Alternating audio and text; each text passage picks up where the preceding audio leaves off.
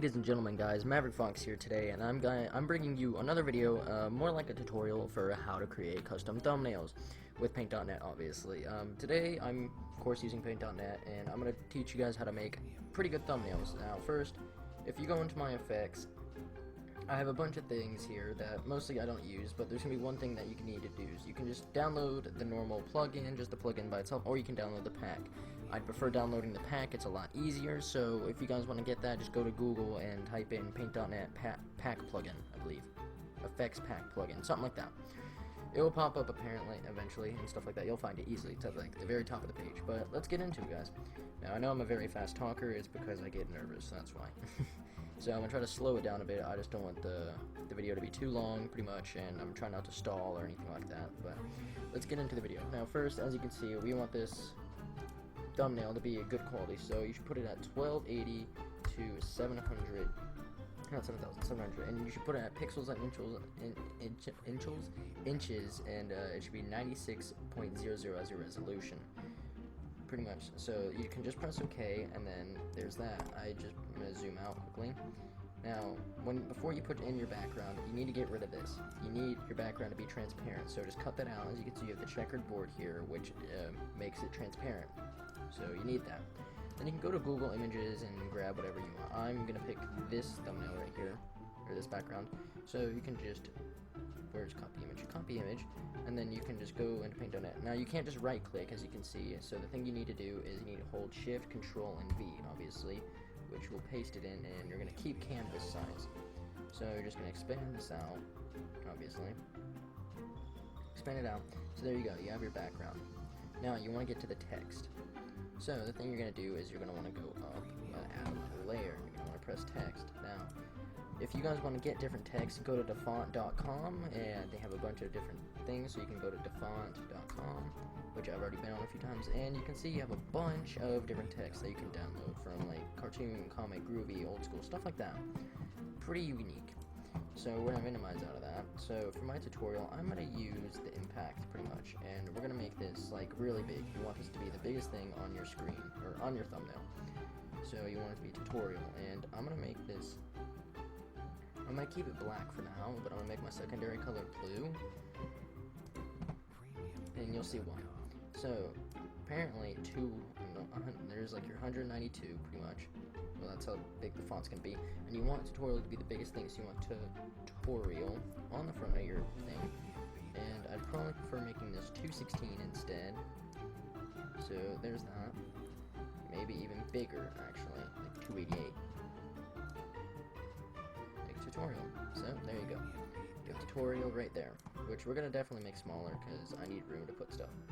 So we're gonna have tutorial right there, right in the middle. So as you can see, we have black as my primary color and blue as my secondary color. You're going to see why. You want to go to the magic wand, and you're going to want to hold shift, and you're going to want to click on your letters, just so it highlights the letters and not the whole thing, or the whole layer. And then you're going to want to go to gradient. I prefer the reflected. You have like a bunch of different choices, but I prefer linear reflected. And I would start in the middle right here, and this is what I would do, pretty much. But you want to swap those.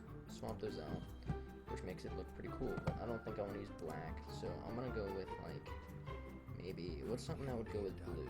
Maybe like pink, or maybe yellow, maybe red, not really red. I think black would probably go with it the most, or we can just use green, or like lime green. Lime green looks pretty cool, so you could just do that if you want now, or I could just make my primary color like black, and then like the secondary color green. I just want to switch those though. So yeah, it looks pretty cool. So you can just do that, and then ta-da, just make it look pretty decent. Or I could do black and red. Black and red always looks pretty cool. But I think the colors I'm probably gonna go with is most likely, probably I'm gonna go with what was I gonna go with? Orange and yellow. But swap those. That's what I was gonna go with. So you have this pretty much. And I'm going to use these colors for the whole thumbnail, so this is what you're going to do, pretty much have a gradient, it's going to be looking nice, so then you can just deselect, and we're going to move the text a bit. We're going to move it right in the middle, dead in the middle.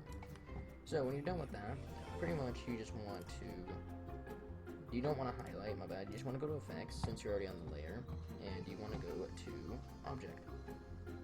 When you go to object, you need to go to drop shadow, pretty much, so you can get an outline. As you can see, you can have blur radius. You don't want any blur, but you can widen it as much as you want. I'm gonna widen it like that to where I like it. It looks good. Now I'm gonna move the text over a bit because it does look a bit uneven. I'm not trying to go total perfectionist, but I'm trying to at least make it good. So then you have tutorial. So if you want to go down to the next text, you want to go make another layer and then start more text, which you do not want at 216, maybe about 108 would be good. And then start it and put tutorial, how to make custom. So we're going to move that a bit, see if we can fit it. If we can't, you can always make it smaller to 96, which we're going to do. So we're going to do how to make custom, and then you're going to want to go to your wand, and of course click the text and go to gradient. You're going to want to probably start in the middle, which I would say is probably right here, and pretty much just drag it out as far as possible to where it's like that. Then you need to deselect, and just go to effects, again, and you can just do repeat drop shadow. So make it the same and make it look the same like that, which will make it look good. So then if you want to do something again, is pretty much you need to make another layer, obviously, to add the rest of the text. So go to the text, and you can make this about 108, and you can just put how to make custom thumbnails, like that, and we're just going to scoot that over because we're going to have to put other things in. Now, if I were you, I'd probably make this 96, like also like this, and probably I could always make it like 144 if I wanted to, make it like that, make it huge. But tutorial needs to be the biggest thing, not this really. So you can always make it like 82. 82 seems nice, but not 82, 80. But I'm gonna stick with 96. So you can keep 96 right here. And the thing you're gonna want to do is, first of all, I'm gonna go back to the lower level, and I'm gonna move this text down a bit,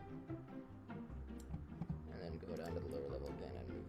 Ooh, that just totally cut it off. Okay, so I guess the tutorial's staying there because it's cut off. So then we can go down to this, and we'll just put that right there. And if I want to do this, I can move the. Why am I moving tutorials down? Oh, now tutorials is moving. So we can move tutorials down, and I'm going to do this, go back here and move this down a bit. And we're going to go back up to the upper level and move this down. About here, and I need to extend this. We'll just keep that right there. So pretty much we're going to go back down to the lower level, and I'm going to move this down even more. Just try to center it a little bit. So pretty much then you have your thumbnails here. I'm going to go to this layer. So then you have your thumbnails, and you want to get your magic wand out, obviously. Highlight, and then you want to go to gradient again, obviously. And then you're going to want to do the same thing. Then you want to deselect effects and repeat drop shadow. So then you're going to have that. Now this is not going to be the thumbnail that I'm going to be using for the video. I'm going to be using a different one, which, to be honest, I like a lot better, but I'm just showing you how to do basics. You can pick any background you want, not the best background. So, pretty much you have how to make custom thumbnails, and then you're going to want to go to Google, and I'm going to want to go back to the paper background, and I want to look up paint.net logo. So, pretty much, because this is what we're using paint.net. So, you're just going to want to copy the image like before, go back to paint.net, but you're going to want to create another layer.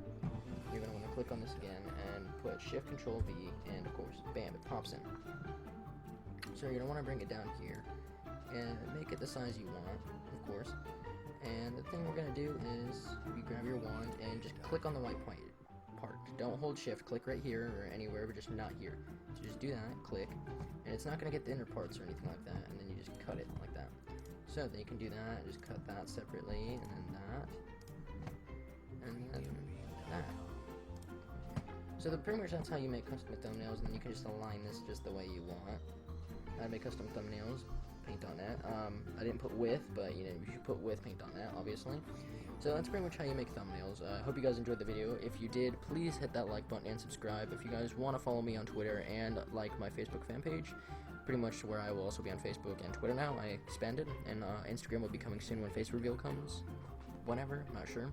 But if you guys did like the video, please hit that like button, please hit the subscribe, follow me on Twitter and Facebook if you guys enjoyed the video, and I love you guys, and peace, guys.